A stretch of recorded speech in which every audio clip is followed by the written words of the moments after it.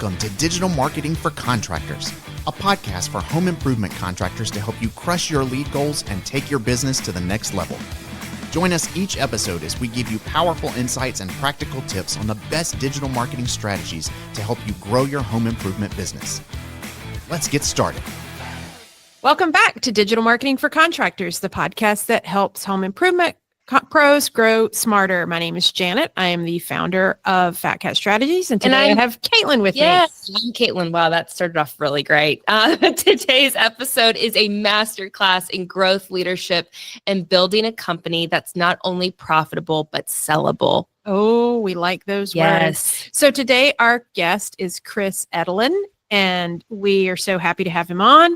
He is not only a client, but he's the former CEO and owner of Safe Showers, a company that he scaled and successfully sold to Sage Home.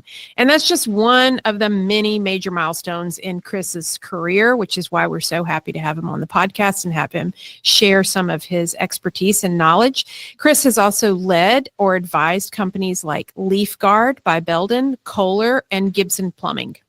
Chris, I hope we got all of that correct. Pretty close. It's great. It's great. Good afternoon. It's great to be with you guys, and looking forward to the conversation. Yes. So we are so happy to now have you on. Take your experience to that. I think you're going on to consult other home improvement businesses on growth, marketing, and preparing them for exit opportunities. So we're going to dive on into all of your experience. Great. So Chris, just to kind of kick us off, why don't you let our listeners know, like, your full story, your background, the businesses that you've been involved with, and how you got started in home improvement? Sure. Happy to do that. Out of college, I went to work for corporate America. I spent 20 years kind of right at the bottom in the management training program of public companies. Worked for some very big companies, many of which are no longer around, Eastman Kodak being one of them. And I spent 20 years doing that. And then I had the opportunity and really wanted to run my own company. And so I was recruited to join a home services company in San Antonio that was really on the cusp of bankruptcy. Oh. And I wanted to prove to myself that I could run really my own business. And so I had a equity stake in the company and became CEO, and had a great team. It was the company made custom wood shutters and other window coverings. We had quite a different array of products. The year before I took it over, it lost $1.2 million. Oh, Lord. And we were fortunate in 8 months to get it to break even. And the investors decided that it was they thought it would take 3 to 4 years, and they decided to sell the company. So I was recruited by a pretty big $500+ million company, and I was division president.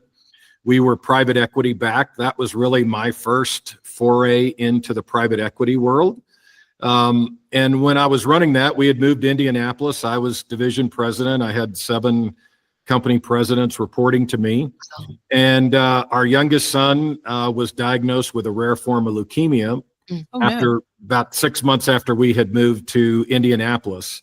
So with lots of prayers and great medical care, and after 3.5 years of chemo, if he walked in the room today, you'd never know he was sick a day in his life. That's fantastic. I love hearing that.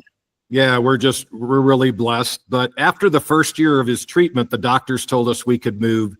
So my wife and I agreed that we needed to be back in San Antonio, where our support structure was, our family, friends, and we knew lots of people in the medical community.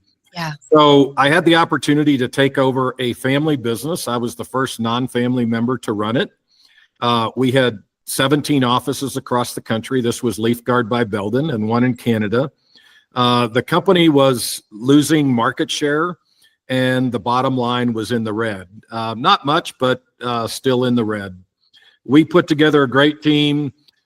We closed a couple problem markets, and we grew the business over 300% in the next 2.5 years and grew it extremely profitable.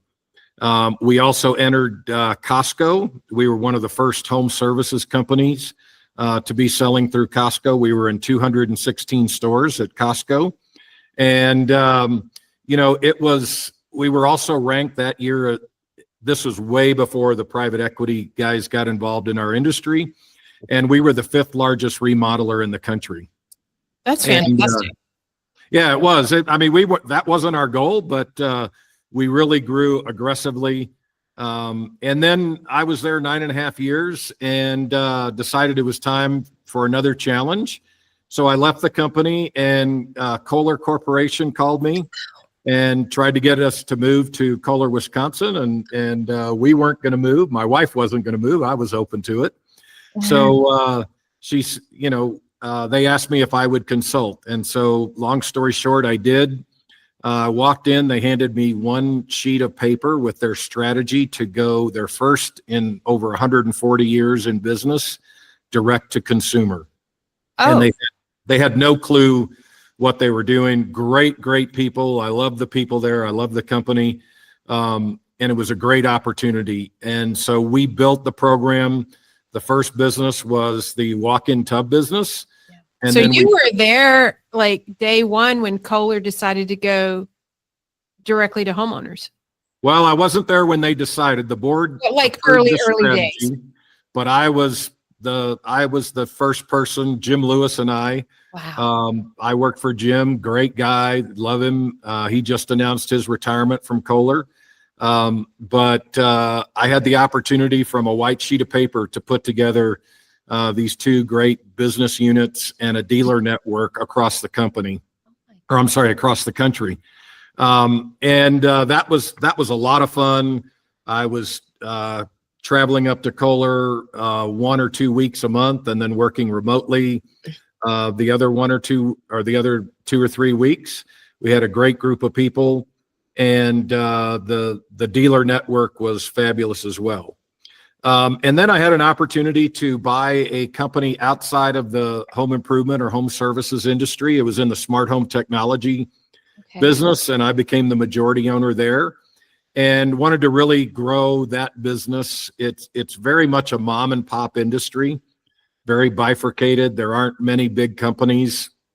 Geek Squad is really kind of the only national company, and they're really more of a service business. And so we tried to make several acquisitions. We weren't successful. And so at that same time, Safe Showers came on my radar. When I was at Leaf Guard, we were the first 7 Bath Planet franchises in the country. In addition to Leaf Guard, we had 7 Bath Planet franchises. And I really loved that business. And so I was looking for an opportunity to get back into it. And Safe Showers was a, moderate sized company in San Antonio. And I saw their advertisement. I called the owner, and we had breakfast. And 2 months later, my wife and I owned the business. I was still running the smart home technology company, right? Sterling. And so my wife, who is a CPA by training and a corporate CFO and controller, was kind of thrust into the president and CEO job. Yeah. And that's where we met you, was through Safe Showers. That's right. And so we ended up selling Sterling Home Technologies to a strategic buyer who was very interested in our business. We had grown the business. We had more than doubled it. And he was very interested in moving into the San Antonio market. So that gave me the opportunity about little over 4 years ago to go into Safe Showers full time. My wife moved into the CFO role, and that's kind of how we got into Safe Showers. What a story. So yeah, tell me, like, what is the time frame here? What year did you leave, quote unquote, corporate America and start this string of entrepreneurial? I mean, what I'm hearing is a thread of, you're the turnaround guy. Well, What's the date? What are the dates on that? So I left corporate America in 1999, right before Y2K. And then I did the company in San Antonio that, was on the verge of bankruptcy. It was about a $20 million business. And like I said, we got that profitable. That really was only a year. And then I went into the the $500 million business, promotional products business. We were the largest in the world. Okay. And I was there about 4.5 years. And then I left there, had the opportunity with Leaf Guard when our son got sick and we needed to move back to San Antonio. That was 9 years, and that ended in 2013. And then I did the Kohler for 6 years. I did Sterling for about 3.5 years, and then Safe Showers. We bought Safe Showers in April of 2018. Okay. And we sold it to a private equity firm in September 30th of 2022. Yeah. And that's where we began our story. Yeah. No, that's amazing. I mean, and we're going to dive more into that and how that, like, you ended up selling all Safe Showers and so forth. But what do you think contributed most to the growth and success of Safe Showers in those years that you guys owned it? You know, it was timing was, we were the benefit of timing. Yeah. What do you mean by that? Yeah. Well, so we bought it in 2018. Right. And my wife was running it, and I was kind of doing the sales and marketing on nights and weekends, and she was running the installers and what have you. And one of the things that was extremely interesting to me about Safe Showers is they had a solid surface product that they had an exclusive on for Austin and San Antonio. And nobody else really had a product like that.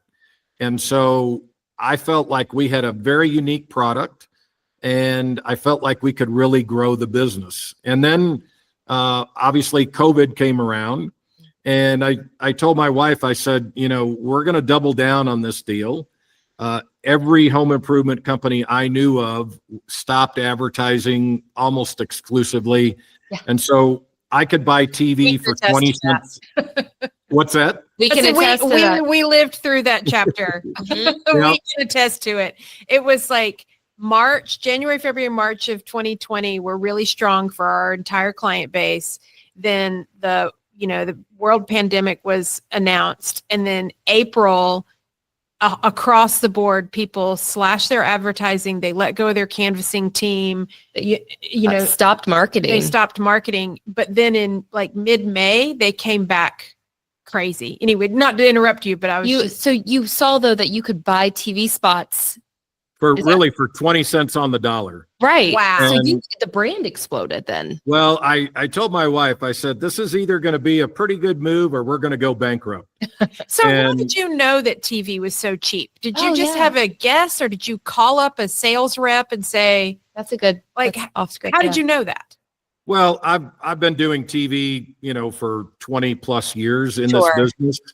And I know all the reps, we're out to lunch every couple months. And so they keep me apprised whenever there's opportunities to buy, special deals or what have you. So, they called up and they said, and my first reaction was, are you crazy? And then I thought about it, and they told me everybody has stopped advertising. Mm-hmm. And I said, and we were also considered an essential business in Texas. Right. And so we could go to work. We weren't, we weren't locked down.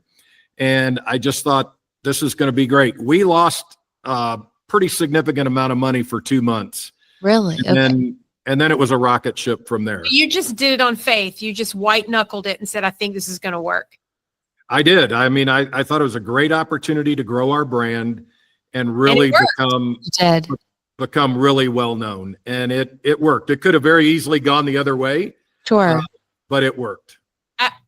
I mean, I have to ask, were there some sleepless nights those first 2 months when you were losing money?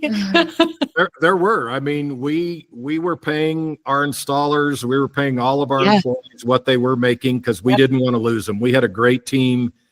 And, it was hard to write those checks, but I just felt like, this isn't going to last forever.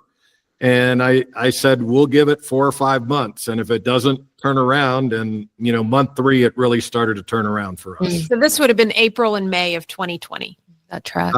May and June, really. May, June, July, kind of that time frame. And you were just doubling down, tripling down on this low cost TV because the inventory was there because the other advertisers had pulled out. That's right. And That's a great tip. we were in our TV commercials, and so I became pretty well known in San Antonio and Austin. Exactly. But it was just we were just blessed to have the opportunity, and we were able to keep our team and really grow the business. So bringing it up a little closer to date, that was 2020. Fast forward several years. Let's talk about the next chapter. So you doubled down, you ran the ads, growth really started to happen. At what point did you know that you were going to sell or look for a buyer? And then what did you do to prepare and navigate the company with an exit in mind? Well, my plan was never to sell the business. Frankly, it was to grow the business, and I had hoped one of my two boys would be interested in in coming in to run the business. They both lived in Austin. Neither one of them was really interested in taking over the business. And then I got a call from a friend of mine who said that he was in process of selling his business, and he wanted to refer me to the guys that had bought him. And I told him I really wasn't interested. And I kept getting calls over the next 6 months from private equity firms. They were looking, they wanted to be in Texas, and they really wanted our product line as well. Okay. And so, I finally started to say, okay, well, I'll listen. And that's really where we made the decision. We actually came within 7 days of selling to a different, much larger private equity firm. Okay. Really? And then in 2021, when the stock market, actually I was off by a year. We sold in 2023, not 2022. I held up 3. Yeah, I thought, yeah. Yeah. In 2022, we were within 7 days of closing on a deal with another private equity firm. And I can tell you, when you go through the due diligence process of a small to mid-sized company like we were, it is draining. I mean, they ask for so much information. The process went about 3.5 months. We were literally within 7 business days, and they shut down all acquisitions worldwide. They're a multi-billion-dollar deal. And quite frankly, we were totally dismayed. We had spent a lot of money and a ton of time, and it was really my wife and I and our CPA and our attorney, because we didn't want our team to know. And so we were spending a lot of time outside of the office, and then really had no intention again of selling. And then the attorney who handled our deal that fell apart called about 7 or 8 months later and said, I have another private equity firm that really wants to talk to you. And I said, I'm not interested.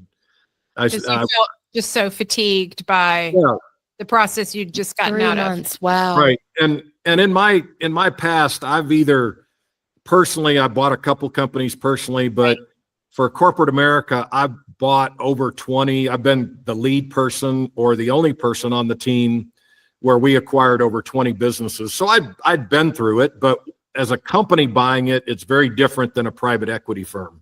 In what way? I mean, we hear we've kind of been on the outside looking in through the glass where, we service this industry, but we've seen private equity come in and buy up so many of these businesses and many, honestly, of our own clients. Right.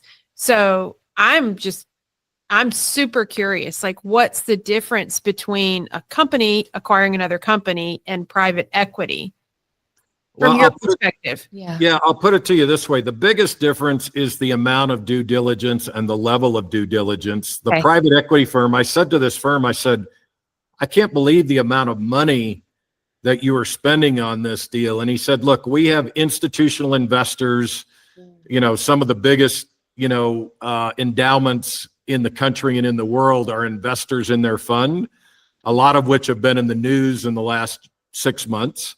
And they have to go through exactly the same process if they're buying a $20 million business or if they're buying a $2 billion business.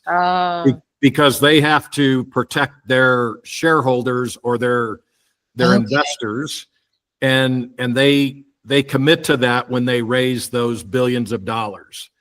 Whereas a strategic acquirer, they're going to go through most of that same process, but they don't have, the private equity guys, they had 5-6 different teams of outside advisors, and they have to prove to the private equity firm that they're spending their money well. So they're looking at every tiny little minute detail.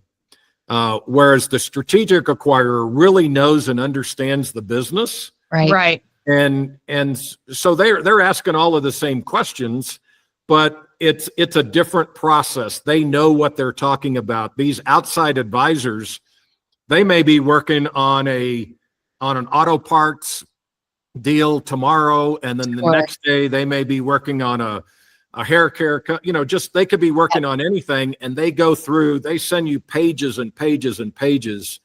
The legal, the due diligence on the accounting firms, the verifying that your numbers are what you say they are. And it's all, they both do it, but it's just, to a different scale. Times 5 with the private equity firm. So for our listeners who are in their business right now, their business is doing well, by small business measures, maybe they've hit $12 million and they've got their eyes on 20, and they don't have any personal experience on either end, buying or selling a company. It'd be their first time. And then private equity comes calling. I think what I'm hearing you say is it might not be the quote unquote easy exit that some of these current home improvement owners may think it is, because they may be hearing at shows, oh, so-and-so sold, right?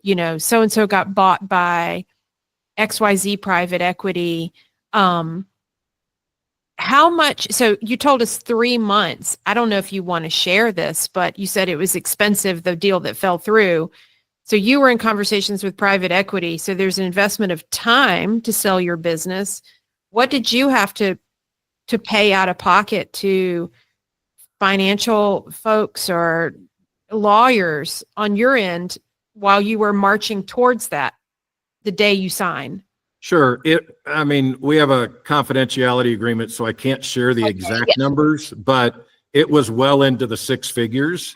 Of what you spent on legal fees. That's right. Legal and accounting and different things. My wife handled most of the accounting. She's a public company CPA, CFO from her history. So our books were in great shape. That's not normally the case. Right. We ran our company according to GAAP, and, just like we were a public company.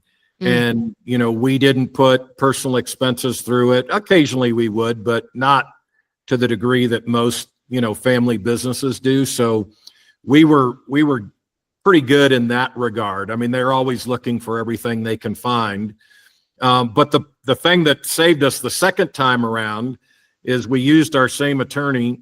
He switched law firms, and he called us up and he said, hey, for, I think it was $5,000 or $10,000, I can move your whole data room over to my new company.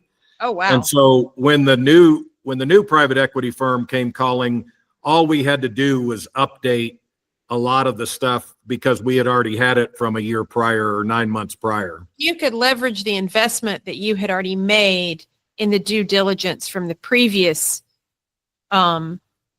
potential sell to. Yeah, that's right. I wish we hadn't gone through it twice because it's no fun. But we had a great team of advisors. Our lawyer was great. He'd done multiple ones of these. Our accounting partner was head of mergers and acquisitions for a large national firm, and then he started his own company. So we had a great team working with us. That's awesome. So location was important to the buyer, your product line. Was there anything else that was attractive? Sure. Our revenue, we were growing aggressively. We were the 2 prior years before we were acquired. we were growing, 30% plus a year, 1 year over 40%. So that was attractive. And we were also very profitable. That's, I'm a sales and marketing guy.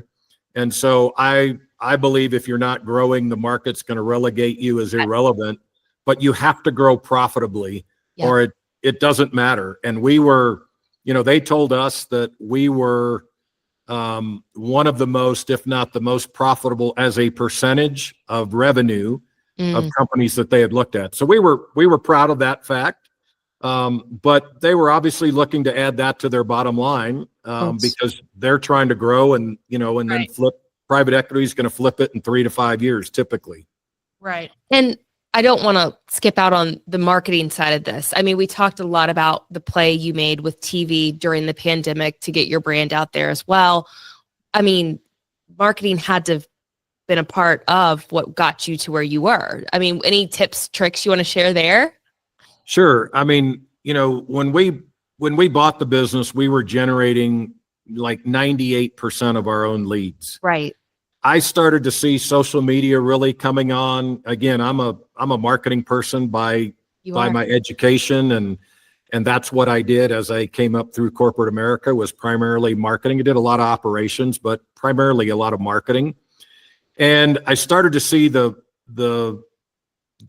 marketplace changing out there, not just for us, but in general. And so I felt, our leads were getting more expensive. TV was getting less and less effective. Yep.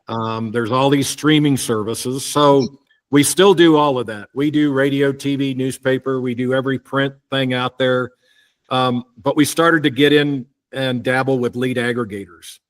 I can tell you that was really necessary, but I can tell you that's a full-time job because you have got to stay on those guys. You've got to be fully transparent with them, sharing your data, your disposition data, and make sure you have the right partners. I've always moved marketing dollars around. I have several reports that I use where I track, really at the end of the day, the number that makes the most meaning for me is the cost of marketing. So that's where the rubber meets the road. But I track a lot of other metrics that are kind of upstream from that. And I can tell when something's either not working or used to work and doesn't work anymore. Yeah. So really keeping your finger on that pulse or having somebody that does that for you. And that's my training. So I did it. And then the other thing for us was we're really involved in the community. Yes. San Antonio is a big military area. I come from a big military family. My dad was a World War II fighter pilot. So we got into the community. It's a way to give back. We didn't do it as a marketing ploy, but we give away free showers every year to needy veterans and lots of other people too, not just veterans. And that word gets around. And when people, referrals and all of that was super important to us. Yeah. But at the end of the day too, reviews and Google reviews specifically are really critical. And that was my Bible. And we felt like we had the best product and the best service in the market. And I guarded that just like profusely. Yeah. So that's amazing. Safe Showers is sold. You are consulting now, right? Is that correct? I am. I was required to run the business for a year, and then I consulted with the parent company, Sage Home, for the next 8 to 9 months. I just finished that at the end of May, and I've decided that I'm going to start a new chapter in my life, and I'm on several boards, and I love that. So I want to do more.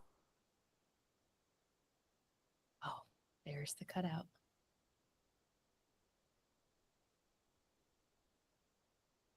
Chad, I'm not sure what time. It's like 2:28. So I'll at the minute marker. Consulting from a marketing and sales perspective. You're going to have to back up. You dropped out for a second. So we caught that you're on boards now, but we missed what came after that. The juice. Okay. Yes. Yeah. So I've been on 8 to 10 boards. I'm currently on 2. We just sold one of the companies. to a strategic acquirer. And I want to do more of that board business. I really enjoy that, working with the ownership, the families, et cetera, many times helping them to prepare the business for sale. But I'm also doing some really targeted consulting from a marketing and strategic planning and preparing to sale of the business, and working with the senior management. So that's what I'm doing. It's called Edelen Marketing and Consulting, and I'm enjoying that next phase of my life. So for our listeners, are you open to working with home improvement contractors who are on a trajectory where they're growing fast and they want to sell? Or tell us your ideal consulting client. So in addition to the board work, it's really, it can be companies who are looking to sell in the next 2 to 5 years, and they want to prepare for that, because in most cases, if we start early enough, we can get them 50 to 100% more in a purchase price than if they just, don't prepare for that. Wow. So I'm currently working with one company that is in that process, preparing to sell. And I've worked with multiple others in the past. I also work with companies who are looking to make acquisitions and helping them. I worked with a company in New York last year, and they cut what they were willing to pay, and they acquired the company by over 50% after they did the due diligence that I worked through with them. Okay. And then they would have paid too much. Oh, they would have paid more than twice what they ultimately paid for the business. Good business. They weren't looking under the covers enough. They weren't. They were taking the former owner's word for all of the facts that he gave them. This topic is so fascinating to me, and we see it from the agency's perspective. We work with the owners and operators of these home improvement companies, and I've personally seen a couple of different perspectives, but we're always like an observer. We're never in the middle of the deal. And we've seen multiple of our clients sell through strategic acquisitions to a larger, like nationally known brand within their home improvement segment. And those sellers, those owners that sold, seem to be really pleased with what happened. We've had other owners that have sold to private equity. We've had multiple clients that have sold to private equity, and that seems to be a little bit of a mixed bag from what we hear from our clients about their experience working through that period where they're still consulting back, as the previous owner. And then on the flip side of that, we've had a few clients who were pretty small businesses, like 5 million or under, and then they bought another small business. Right. And I have been sort of perpetually shocked at the lack of due diligence that seems to go into these deals where they buy this company that's a pretty small potatoes company, and then it's after they've bought it, they find out all this stuff that I feel like is just so basic. It sounds like you're operating at a much higher level with higher dollar volume, and maybe you're not into some of the nonsense that we've seen. No, I actually work with smaller companies as well. It's like I said, I worked with that company. The company they bought was a $2.5 million company, and and they actually had a verbal LOI. It was not in writing for more than twice what they ended up paying for it after we worked together for about 4 to 5 months. And so size is not really, the determining factor. The issue with size is typically the smaller companies, they can't afford to bring on the people they need in many cases to help them, or they don't want to. So you gravitate towards companies. Most of the companies I work with, I would say, are in the $10 to $50 million range. Okay. And I can tell you that the private equity firm that bought us, we've been very pleased. I actually was glad ultimately the first deal didn't work out, because a lot of my friends sold to that private equity firm. they got taken out by another private equity firm because of performance, and most of those people are not happy at all.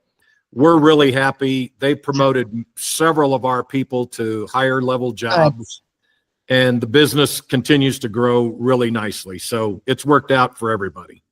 Yeah, I think you really are your story and your career set you up in such a fantastic way, having been at the table of so many acquisitions that's kind of what I'm hearing, is that you didn't just fall off the turnip truck when you started talking to these guys. You probably knew the questions to ask and, how to engage with an attorney, how to prepare your books.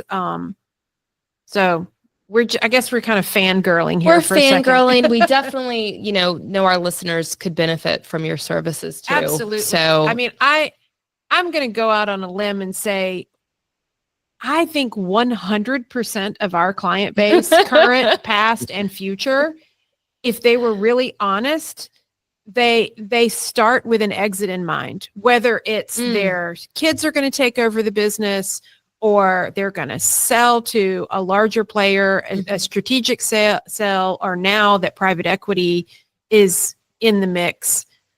Whether those opinions are well formed or not, I think that all of our clients are, they've got this game plan in mind, like I'm going to grind it out and then I'm going to cash out. I don't know if you wanted to talk to a little bit about that mentality, and whether or not you think it's a healthy way to approach things or a realistic way to approach things. Well, I'd be happy to talk about it for a minute. I think it's important to have your strategy. And that's one of the things when I work with clients, I really get crystal clear on what is the outcome. Do you want to sell? Do you want to grow this so your kids can take it over? Do you want to sell to a strategic acquirer? Yep. Do you want to sell for the most money? Do you want to sell to a company that has similar core values to yours? All of those are important questions. One of the things that I think is kind of a reality check out there is we kind of caught the very end of the tail of the larger multiples that these firms were paying. And, multiples have definitely come down in the last couple of years. I personally think that's probably a good thing, but one of the biggest things that I find when like you described is that these CEOs / owners, they're really, and I was this way for a lot of my career, you're just working in the business and you're not working on the business. And I had a business coach one time who really forced me to take 2 hours every week at first, and then it became a half a day every week to really work on the business. Yeah. And you really start to get clear on a lot of things. And I think it's just fine to have a mindset that you want to sell the business, because then you run the business in the manner that is going to optimize your return. There you go.